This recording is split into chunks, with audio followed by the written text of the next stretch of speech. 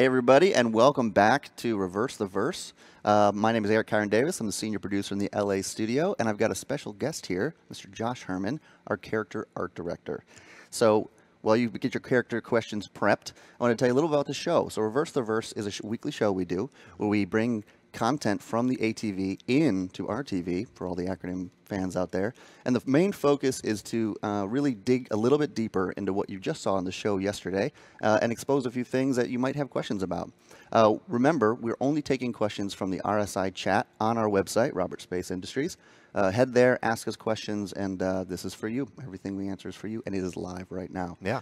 So as we get started, before we get started, obviously thank you guys for joining us. We love your participation, and we're glad you're here with us. So Yeah, let's excited to be here. Let's get this go with a few questions. I think the first question we have up is, Josh, if you can kind of talk to us a little bit about the character pipeline since you've been here, kind of how it's been, where it's going, and you know, just some updates. It's been a little while since we've talked about the character pipeline. Sure. So since I've been here, one of the big things we've kind of been focusing on is some of the big things that we're going to do for 2.6 and Star Marine, which we've kind of talked about and hinted at and all that kind of stuff. But as well for the PU, other things we're going to focus on are the modularity of the characters, getting some more differences in what the variety, what the player can wear, but also making sure that armor can be modular, which is something that we haven't really done before. So it's something we're going to lead to, where right now you can buy light, medium, and heavy choices, but we eventually want you to be able to swap in and out of different types, right? So heavy chest piece, light helmet, and stuff like that, so we can actually create more unique looks just within what we already have too. Sure. What are the other questions we got, just kind of peeling off of that, in the modularity? What kind of challenges have we come up against on developing that kind of system, right? You know, like when you just create one asset and it just goes into a pre-rendered cinematic or in something you've done in the past, Right. it's one piece. But what are the challenges you guys have been presented with in the character team, and how have you been overcoming those? One of the hardest things with that is, so when you do something that's modular, you can't just work on it as its own piece, like you were talking about, right? So we want to add in all these other areas. So if you think of it almost like a car, so we have let's use a light, we'll use like a little Miata car, we have a medium like a Fusion, and then we have a big car like a truck or a Hummer or something like that. Yeah. If I took off a door of a Miata and tried to put it on a Hummer, it doesn't work. It'd be vice awesome versa, looking. right? Now, the thing that we need to do is we need to make that work on our characters. So if we want to put our big Hummer door on this Miata frame, we need to make that work. Yeah. So making sure that all the variations can work within all the other variations is really, really important for us. Yeah, for sure, for sure. Okay, the questions are flooding in. Oh, all right. One of the top questions we have is the character we saw on Around the Verse a tier 0, tier 1, or tier 2? Kind of feeding off of the helmet, or the heads idea. So if you remember, I think it was a tier 1. I want to say it's a tier 1. Some of the heads actually have multiple versions, depending on where you're going to see them. But I believe it was a tier 1. Sure, and I think that question also, if we talk about the Marines, right? Like, are the suits tiered as well? No. So that Marine suit is not tiered. So if we talk about what Omar was specifically talking about or showing, that's not tiered. That's just as good as we can get it. Clothing and armor doesn't have a tier. It's basically just it's what it is. It's the default one. Tiers are mostly for heads, actually exclusively for heads, and it all is dependent on joint and blend count and all that kind of fun tech stuff. Sure. And poly count as well. Yeah. Okay, next up, let's see. Will we ever see character model damage states? We're definitely working on it and looking into it because the ship team does some really, really cool stuff. Yes, they do. And I want to make sure that we can implement the same kind of stuff. Yeah, for sure. There is some things that are kind of overlapping right now. So some of the tech that the ship team does is very specific to the way we work, and it doesn't totally translate with how we work. So we need to balance those out or shift around some ways that we do things to make it so we can do it. But it's something we've definitely been looking into. Gotcha. This is an interesting question. It's kind of design related, but in the conversations you've had with our design directors and with Chris, concealed handguns or weapons under clothes, is that a thing? Is that a thing we've talked about? Is that a thing we could do? It's a thing we can do. It's a thing we haven't really set up yet. The challenges you run into concealed things under clothes are, for example, first off, to put it underneath clothes, what does the animation look like? And then from a design standpoint, do other players know that you have something concealed? Sure. And if they do, how well should they know? If it's like something that's like tucked into a holster underneath a jacket, when you go to animate that, does it lift the jacket up and then does it all of a sudden pull out? Or, we want it to, if we're going to do concealed, we want it to look good, and we don't want it to feel cheap that all of a sudden a player can just whip a weapon out of nowhere, whereas all the other players would have to show that they have a weapon. So you don't want it to, even though, yes, we can do it, it's one of the things of, if we do it, it needs to look correct and not feel cheap and feel like everything else is going to work with it. Fits right in the world. Yeah. Going kind of back to the Around the Verse, talking about Marines. So the visors specifically, this is a question about those. Do the visors on the new Marines come down like in the concept art we've seen in the past? They're built to. Right now they don't yet, but they're definitely built to. So everything we're designing is planned and built to be flippable, swappable, all that kind of modularity stuff. Cool. So yes. Yes. Awesome. Awesome. This is a pretty popular question. Female model. Can you give us any updates or tell us anywhere kind of what the status is of the female model? So we've, as you guys have seen in previous videos, we have finished the base. We're working on getting all the heads to kind of integrate with that. Also getting skin color that matches. So if you choose whatever ethnicity, it matches on the skin as well as the head, which is a little bit of a challenge in some ways. We are working on getting all the female clothing options up to date to match that. I think I talked about that previously, but basically when we make clothes for the male or female, whatever one you start with, you need to make the opposite version for that other gender. Sure. And so it's just a little bit of a time investment to make sure that we have all the shirts that work on this, all the armor that works on this, and so forth. An investment worth spending. Yeah, absolutely. Yeah. Here's one for you. This happens to me all the time. Do you sometimes freak out when working with super realistic bodiless heads? When they're floating around the screen? Oddly enough, no. I think you get used to it. Yeah. At first, it's like, oh, that's kind of creepy, but I think when you work in like game development, there's so many other kinds of bugs and things that the creepy floating head becomes nothing, and you just look for the bugs and the other things that are now more creepy than that. You get numb to just heads, floating heads. Interesting. That's interesting. Will different armor? Here's another question about armor. The armor pieces. Will different armor pieces fit almost all other pieces, or will they have limited fitments, or ways to put things together? We talked about it a second ago about being able to do it, but will there be limitations? Do you see, or is it just gonna be like free for all? Everything can do everything. I would say probably 90 to 80% will be free for all, and then there will probably be a very select pieces that will be custom or bespoke or whatever you want to say. Sure. Where it won't be able to fit with other things. But basically, like, that would almost be like its own suit, its own specific thing, or its own clothing that can't go with other pieces. But most, I would say 80 to 90% should all be fully modular. That'd be great. Okay, so another couple questions on that same area. Will we be able to mix and match our armor like the hemi on the left leg, medium on the right leg? Right, that level of complexity. Light armor on the chest, you kind of get the idea. So will you be able to go even that level, or is it just like a pair of pants is one, the chest is the other? Because we kind of mentioned that at the beginning. But do you see even that level?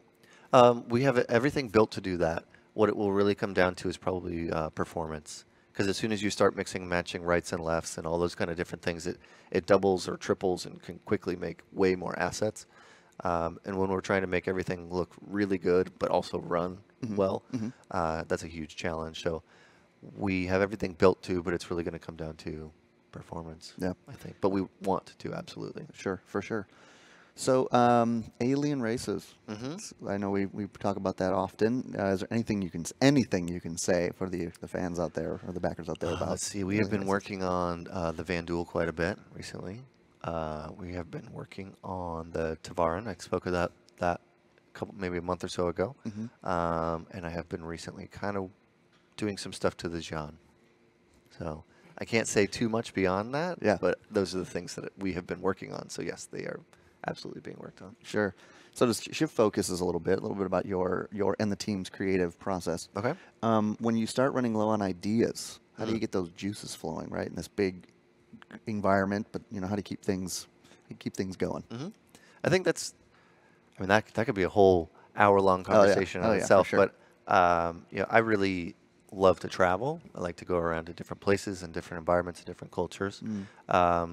So that can draw its own kind of inspiration just in that, just being in different places and experiencing and figuring out, learning about different histories and stuff like that is really interesting to me. And just through that, that's its own thing. Sure. Right? But then also, I really like to collaborate. So maybe somebody will, if somebody has an inkling of an idea, we can take that, we can run with it, and branch off and do some mind mapping and experiments to kind of break out like what could come off of this one thing, right? Yeah. That's one way to do that. Sure. So collaborating really can expand the amount of ideas that you can have really, really quickly. Totally. I think also other mediums, other entertainment mediums are inspiring, right? Depending on what you're working on. Play all the new games, play all the new, watch all the new films. Yes, yes, yes. Yeah. Talk to other people about things that get you excited, or like you said, just new ideas. Hey, come over and look at this. You know, yeah, exactly. That's great. So, are there any advantages you see to the different tiers of armor? I think, well, there will be from a play standpoint for sure. You know, the light armor will be faster, but obviously take more damage. The heavy will be slower, but be able to absorb more damage. Sure. So it's really going to depend on your play style. If you want to be the guy who can kind of tank up and walk in, or if you want to be the guy who can kind of be more fast and quick and agile. There's advantages to both. Yeah. I don't know if you guys have talked about this much or on the character team. Yeah, I mean, we've talked about a lot of things, but one of the questions that just came in is, I expect character items like glasses to be in the game, but could we also have something like piercings, or even cigars, or piercings and cigars? Yeah, and, all that kind of fun stuff. Yeah, yeah, we can absolutely do that. That's cool. Yeah, of course. To customize, keep the character keep the characters customized and unique to each other. Yeah. That's great. So kind of back to the female, we're jumping around a little bit, but these questions are coming in. Thank you very much. These are great questions. How are we, so the female is a bit shorter, so the question exactly is, how are we getting shorter female art to fit in to all these cockpits we've now established as a standard, right? So now we're kind of talking metrics and things like that, which I know are a big part of building characters. You know, what considerations have come into play for her? I mean, that is mostly a tech and animation thing, right? Because for us, we're going to make the asset and we're going to make it fit. But we do want to play into that to just make sure that it's all kind of working, right? We can't exaggerate anything from the character side. We want to keep it true to the base. Otherwise, we get into this place where we exaggerate for one, and then it works for that one, and then we have to build to that one, and that becomes the new base, and that's a huge problem. Sure. But it is, it is a challenge. Like, when you get into a seat, when I get into my car and my wife has driven my car, like, oh, wait, I'm all bunched up, and then I got to adjust the seat, right? You got to do stuff like that. So sure, adjustments. Yeah, cool. Other solutions for that, I think. Very cool. This is an interesting question about the body frames. So, will there be 2 static body frames, one for each gender, and how much variations will the character body shapes be able to have? Like, you mean like body size? Yeah, shape? Currently, like I've said before, we have 1 for each, which is what they're referencing. But we would like to have more, because just more, like we've talked about, more customization, more character options, more variety within the characters. I think you almost have to have that at a certain point. Yeah. But like currently 1, making sure that those are really good, and then once we get all that kind of set up, we'll move on. Sure. To the other shapes. Yeah. Oh, body shapes. Yep. We're all unique. So currently in 2.5, this question is, I was noticing that I'm not wearing clothes. But the head and the rest of the body have kind of different color tones. So now we're talking about color consistency. Great question for an art director for characters. Yeah, excellent. Will there be consistency in color tones, or because the bodies will be hidden, will this not need to be resolved or not be resolved at all? So like if you're wearing whatever the skin tone should match. Yes. Yes, absolutely. Yes, that's clear. But you should.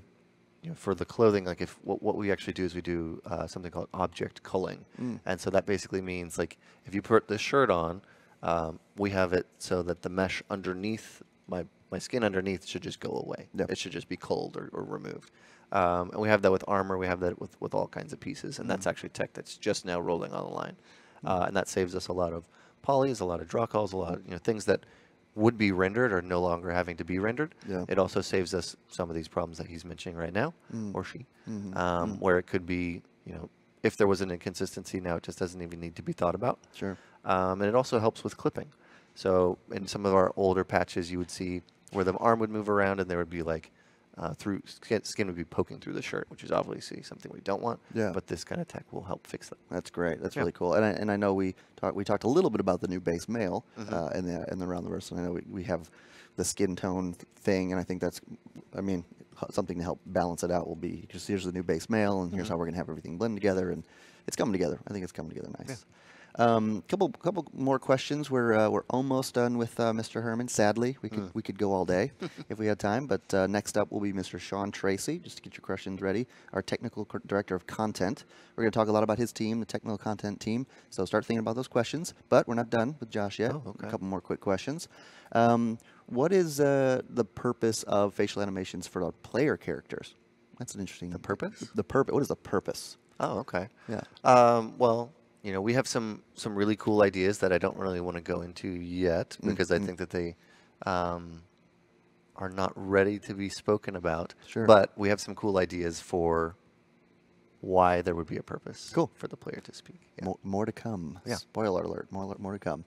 I think the last question, the very last question we have for you, we're going to ask about holsters. Oh, okay. Okay, holsters. So are holsters considered a article of clothing with different styles, colors, just like shirts and pants? Oh, that's the end That's of the question. Oh, yeah. Question mark? My inflection should have gone up higher. I apologize. Sort of. Yeah. So because they're more of like an accessory, and accessories like should be also be able to be customized in its own way. Sure. But it's not necessarily like its own clothing. Yeah. So it's yes and no. Yeah. You can change it. You can choose your own different colors, and you can do all that kind of stuff with it. Yeah. Cool. All right. Other than someone really wanting to know about capes. Capes. Everybody loves capes. Capes. Yeah. I don't know if there's a question there per se, but capes. I want them. I want them. That's all I'm saying. I want them. I know you want them. I'm pushing for them. We should get them. All right, with Mr. Herman, that is it. Thank you so much for joining us, Josh. Yep. Up next will be Sean Tracy, Technical Director of Content, right after this little exclusive for Reverse the Verse. Thank you very much, Josh. Thank you.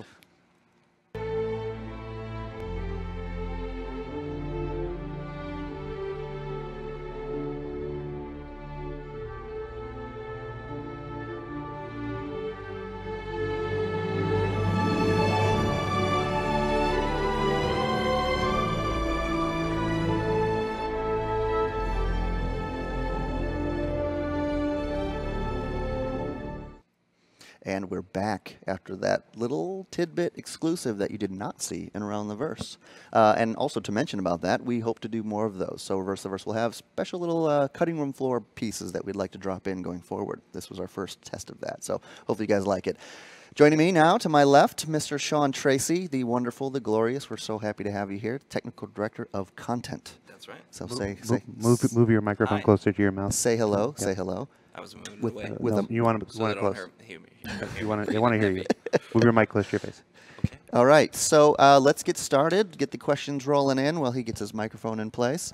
To kind of get us going, we're going to talk about technical content. So Okay. we did a bit of a behind the scenes. We had Forrest, we had Matt, we had Vin. We tried to get more. We want more in there. We'll hopefully do that next time. But the team that you are kind of a part of and the one that you help drive through here is somewhat of the unsung heroes Forrest kind of mentioned. But it's a large team. It's a global team. And not only doing the job of being our technical director to make sure the game content-wise gets moving and really gets rock and rolling.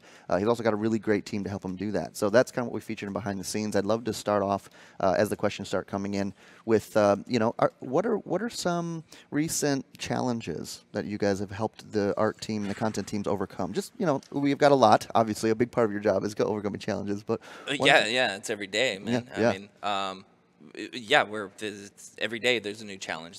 That's kind of the thing. It's also difficult to schedule around, right? Yeah. These poor guys, they come in, they expect to be working on one thing one week, and then sort of switch it up on them just because there's challenges. I don't know, a good example of one that actually we're up against right now, and we are trying different things on is the fit of the hair, right, across all these different heads. So like you've been seeing, we have about 120 heads that we've scanned. So and they're all at various qualities. One of the big difficulties of that is that everybody's head shape is very different, right? So I can't just copy paste your hair and put it on mine as much as I might want to. Who would want to? Who would want to cover your man? Well, I would absolutely, I would die to have that much, that much hair. Yeah. But you can't just copy paste it across. So one of the hopes and what I had actually expected to do, and this is usually when the problems come up. So you've got a design, you've got a technical design, or you've got some ideas. And then you get there, you do it, and there's a problem. Sure. And there's something that doesn't work with it. So all of a sudden we have to iterate on it, or we got to figure something out. So with the hair, what we were going to do was store all the morph targets. So here's the thing. There's 3 different ways we can do this. The first way is have individual assets for 120 hairs. So let's say you got 10 hairstyles. That's 1,200 hair assets that you have to make. So let's not do that, right? That is actually the way that a lot of games have done it in the past. Anyways, it's the least sophisticated way, and it's the most resource intensive. So you just do it. Then the idea that I wanted to do with the hairstyles was have a morph target per head. So at least we only have a singular hair asset itself, but within that asset we can trigger off a certain morph per head. Sure. So that would be great, because then we've got the one hair asset and it can share across every single skull. Somebody's still going to make those morphs, right? So that doesn't save that, but it does save the performance of having a whole bunch of separate assets. Problem is that the way a morph target actually works is all these vertices align on the CPU. So running anything on the CPU is just kind of especially in terms of the art, is not the most performant way you can do it. So the best way is via skinning, which is going to happen on the GPU. So if we did it with morph targets, we could trigger all these morphs, but again, that's going to cost CPU, where we really need the CPU for a bunch of other things. Yeah. So the next sort of iteration of this now is a I call it wrap base joint deformation system. So basically, we wrap those scalps to each of the heads, and then we offset all the joints that are going to be within this little hair rig that we make for it. Yeah. So it's kind of like a customization rig. So we would end up taking that one hair asset, it would have this customization rig on it, and then we write out all the joint offsets per head or something like this. So right now we're taking a look at that. We're seeing how many joints it's actually going to take, because there is going to be a point where we have too many joints that the morph target way would actually be better. So we've got to find the happy medium within there. The balance. Yeah, exactly. Yeah. It's not a matter of not being able to make these assets. We can scripted create this thing. It's a matter of how we give it to you guys. Sure. Yeah. So that's one of the Great. one of the challenges. One of the many. Yes, exactly. And they're always pretty deep, right? Like, I mean, there's a lot to understand, and the implications of things are pretty large when you're dealing with asset sets of 120 heads or whatever. Totally. Big changes. The questions are rolling in. Let's jump in. This is my first favorite question.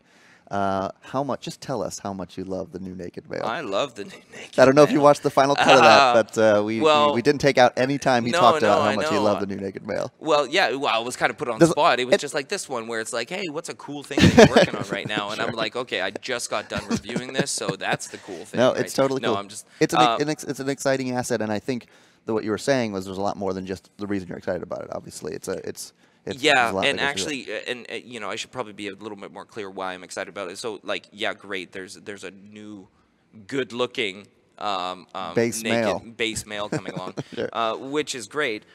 But what I didn't really talk about, and what I was just finishing up reviewing actually, was our zone culling technique. And the reason that we're putting another male in is the way we are marking up the mesh in such a way that we can do the culling of the clothing in a way more sophisticated way. Currently, what we were doing was hiding certain parts. So we had like an arm piece, and you got the leg piece, and you got the torso piece, and you would hide the whole item port itself, the item that was on that port. Sure. And now we can unify them onto the unified body.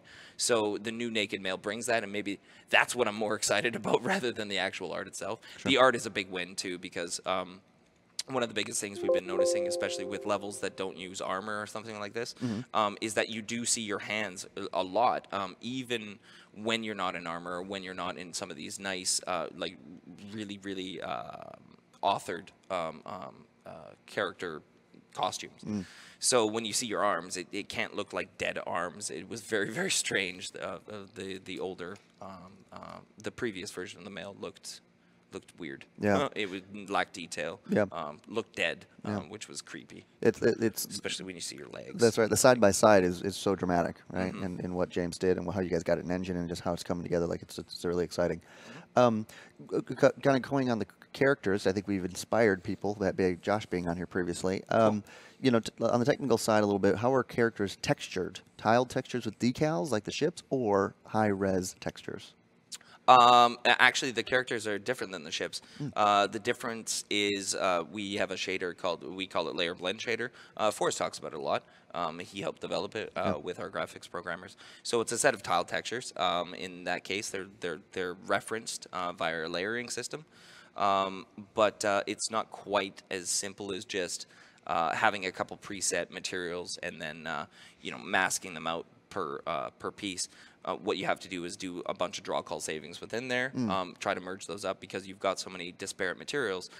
Usually every single material ID, you'd be at least costing 2 draw calls or more, and that's 2 at the very base. In most cases, it's going to be 3, 4, depends if you cast shadows, things like this. Yeah. So to have a character shader that uses that sort of referencing without completely destroying your draw call budget is a challenge by itself. So.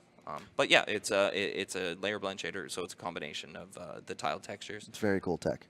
It's very cool. And it's actually shared, by the way, too, as we developed it for characters. As the prop team came online, prop team uses the same layer blend shader stuff. And then even on top of that, most of the weapons, definitely the first person weapons, all use the same technique. But the ship weapons as well. So the only thing that actually the only 2 things that don't do it is the environments and the ships. Wow, very cool. All right, next question for you.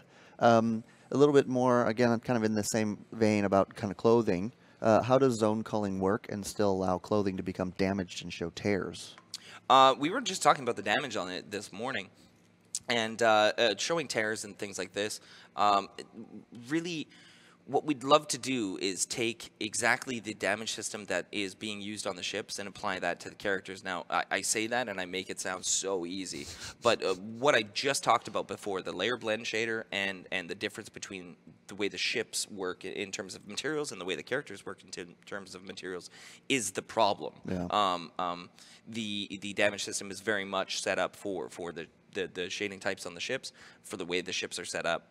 So to apply that on the characters is actually a much more difficult thing. Also, the character meshes are a different format than what the ships are. Ships are, we call them CGAs or animated geometry, whereas the character meshes are skin files. So we've just got a very different format between the 2 meshes, so that can be a problem. So how the zone culling actually works is that we've split up each of the meshes in a bunch of zones. We call them chunks, or you can call them regions, I mean, whatever. And like I was saying, from 2.4 in the first chopping implementation, we didn't have this zone culling online. So what we were doing was hiding entire pieces of the character. Again, we had like an arm, or we have the torso, then we have the legs. And then based on what you were putting on top of it, it would say, okay, whatever item is on a certain item port, hide that item. So it was really not that sophisticated and not very, you couldn't get real granular with it, right? So we couldn't put a t-shirt and the vest on top and take the t-shirt away and just have the small part that the vest was covering calling out on the base body. So now what we have, again, going with this more unified naked male, great looking guy, base mesh. A base mesh approach, we can actually put all these zones on it. I think there's, I can't remember the actual number, it's 30 some odd zones. But yeah, we can have all these zones and they get called out via layers depending on the item that's attached to them. So it's not quite as rudimentary as it was originally. Yeah. But we always expected that would be the route that we'd go. First have entire item hiding, then the next one have zone culling, and then the next one, if we ever get to it, is going to be a more automated approach. So it would be something that is happening at runtime, so it has an idea of what verts are actually hidden and things like this. But that's great. But yeah, there's no actual requirement for that right now because we can output all the zones from Maya on an asset export. It's very, very straightforward to do now. That's awesome. So shifting focus a little bit, okay, because we can just tech talk with Sean all yes, day easily. I love talking about it. A little bit broader, right? Since you've been on the project for some time, since the beginning. Sure. What is like the biggest technical accomplishment in Star Citizen that you are personally the most proud of? I feel like we ask this question to you a lot, but I think it's always a great question to ask. I think it depends, and because it changes a lot. for example, when I was still working with Crytek and still met Chris and got this project started on the Cry engine and things, I was extremely proud of the very first demo that he was able to give in real time, flying around the Bengal, doing all this. This was myself, Paul Reindell, Forrest was working on it at the time. So at that point in time, that was easily the most proud I was of personal work that has done it. But since I've come on the team, this is more, I don't know, I'm more proud of things that we're doing as a whole, like the Gamescom demo. I'm extremely proud of. I was really happy with the CitizenCon landing demo that we did for our corp. Yeah, so honestly, it's more of a team accomplishment thing. I don't know. I'm more proud of the entirety of our team rather than just individual achievement things. I guess it was pretty masterful. Yes, yeah. Yeah. Kind of going back a little bit about adding on to what you were saying. We have a question about why the textures should be in target RAM and not VRAM. Why they should be? Yeah. And well, it's just a little bit faster. I mean, it's a little bit faster. Yeah, sure. I mean, yeah, it's faster. Well, hey, these are live questions. Great. Yeah, it's gonna be faster. Cool. I mean, awesome. So, mesh deformations. So, do you think there'll be mesh deformations to simulate the muscular contractions? There is already. The problem is our suits are such that they don't really. It's not as obvious as it should be. And this is something I talk to our rigger about all the time. We have muscle deformation systems within the rig. So is this dynamic at runtime? Hell no. You don't want to do this at runtime. You don't want to be like, it's one thing to have some jiggle joints or like some simulated parts. But what you want is that muscle deformation stuff happening within your rig, and then you can do a little more complex things. But it does get baked into the animation then eventually. So it's actually something that we changed in 2.5 was some of the underlying tech that we were using for this deformation on the rig itself. But yeah, it's all actually going on. One of the bigger problems with it is the amount of verts that we don't have on that body to actually really show you that. The other thing that we really want to do is bring on 8-weight skinning for our body. This is something that graphics brought online for the faces.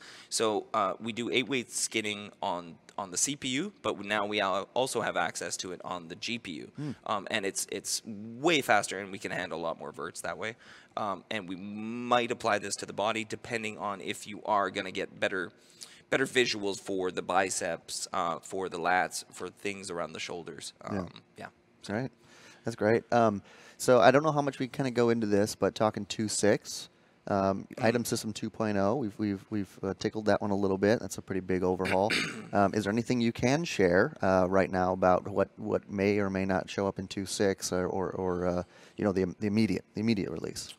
It's a good question. On the item 2.0 stuff, the characters are all item 2.0. But actually, well, definitely it needs to be online for 2.6 is the helmet 2.0.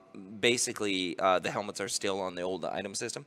And the reason they're on the old item system is mostly of the visor FPS stuff. Yeah. So there's a bunch of HUD work that has to be done. There's HUD items. There's the FPS radar stuff that needs to come online.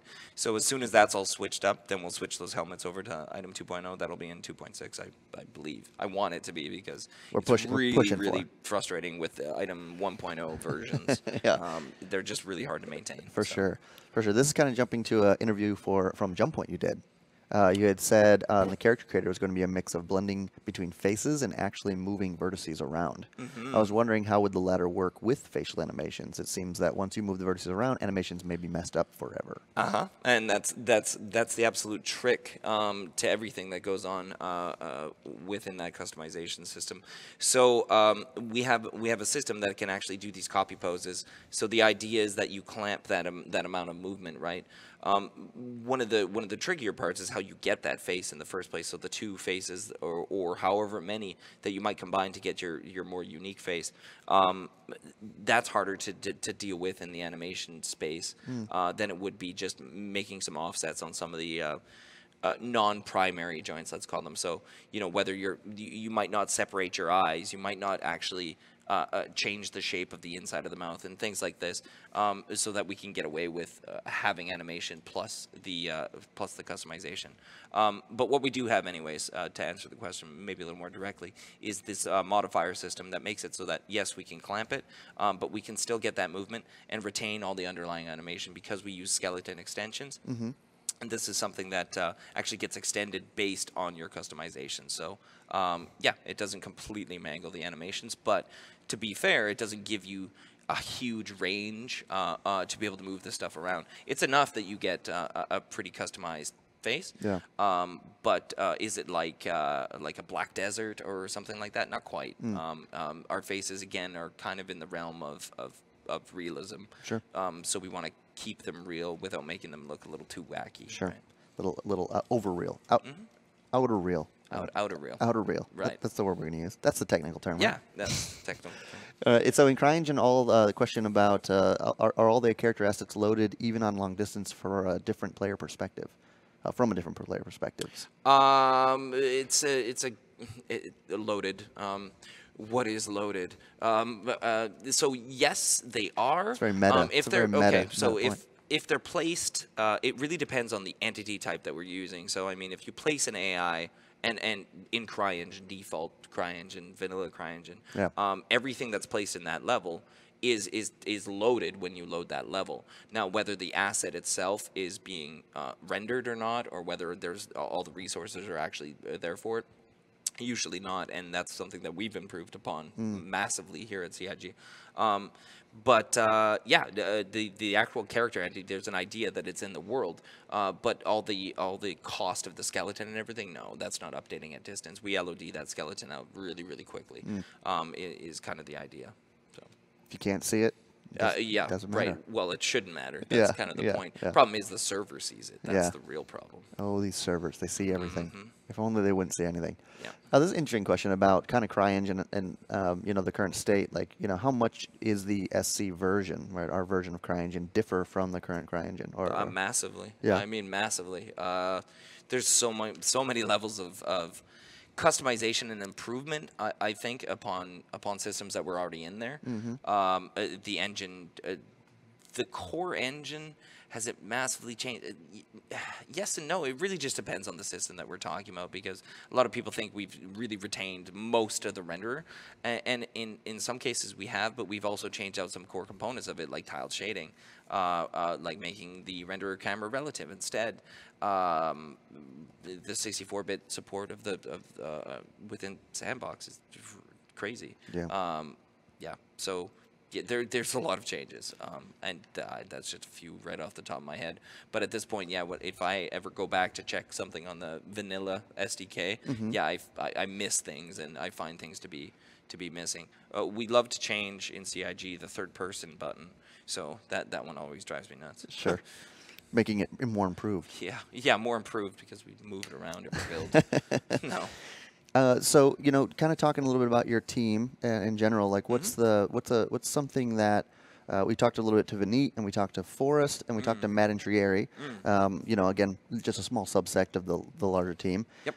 Matt and Trieri talked about explosions, and one of his passions are the explosions of our ship. In fact, something we don't have in the final ATV was him saying that when he first sees a ship, the first thing he thinks about are explosions. Really? And it's not just for they're awesome, Yeah. but it's also for how are we going to make that explode. Yeah, right. That's an interesting question I to was have. just talking to Matt today too about how we break up ships and you know, the eventuality of needing to split things in half or quarters, and how the physics grid would affect it.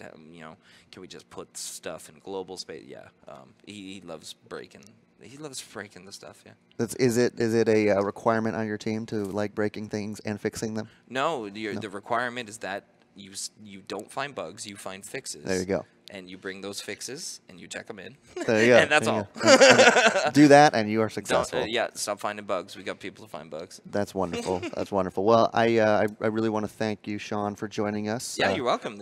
It's always fun. I love doing reverse. It is fun. I like I said, we could sit here. I said this about Josh, but it's true about you. We could sit here and just talk for days about this stuff. So Yep, definitely. I really appreciate you joining us, and I know your team does a lot of really hard work, kind of the work that people don't always see up front, but it is crucially important to the long-term success of what we're doing. So Absolutely. it's wonderful. So I'm going to thank you in front of everybody for your team. You're doing a great job, and thank you for joining us. Awesome. Jared is going to slide in here and give us a quick community update, and that will be the wrap of our show.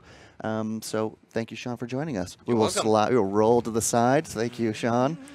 Come on in. There's Jared. So he's going to give a quick update on the community stuff, and then we will wrap it today.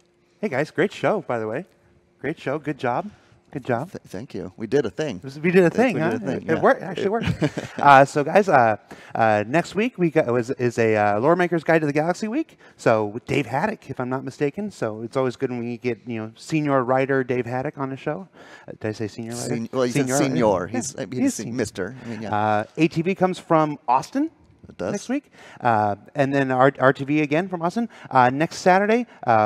In our part of our Origin Museum series, if you can remember that from way back in the Stretch Goal days, Wing Commander 2 25th anniversary live stream with Ben Lesnick. So check that out. That'll be on Saturday right here on CIG Community. Yeah, other than that, it's full steam ahead to CitizenCon, man. Full steam ahead. Everybody's working on CitizenCon. We got lots of stuff to show you. If you like Gamescom, man, tune in for CitizenCon. It's coming. All right. Well, thank you guys for joining us. Again, thank you for subscribers for allowing us to do this extra content and for joining us today. We always love having these wonderful developers on to go into the in-depth details a little bit more about what we're working on. So we'll see you guys next week from Austin for RTV, and thank you guys. Have a fantastic weekend.